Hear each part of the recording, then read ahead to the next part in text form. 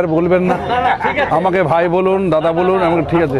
হ্যাঁ হ্যাঁ, বাস বাস, চট্টোপাধ্যায় ভাই। একদম একদম। আমি বলছি যে স্যার, দাদা যারা আগে মানে হুমকি টুমকি দিয়েছে বা খবর করেছে আমাদেরকে, যারা বলেছে, এখন দেখছি তারাই আবার সেই মাথায় ফেটি নিয়ে ঘুরছে, ওইটা একটু নজর রেখে। কিন্তু আমি আপনাকে দায়িত্ব নিয়ে বললাম, তৃণমূলের সেই রাক্ষস স্কুলের নেতাগুলোকে কোনো রকম নেওয়া যাবে না, কারণ এটা আমাদের ধর্মযুদ্ধ হয়েছে, আর ধর্মযুদ্ধের রেজাল্ট হয়েছে এটা। ওইটা একটু মাথায় ঠিক আছে, একদম দায়িত্ব নিয়ে। তারাই সবাই যারা এতদিন ধরে অন্যদিকে তার ছিল, তারাই দেখছি এখন ঢুকে বলছে পার্টি অফিস খুলুক।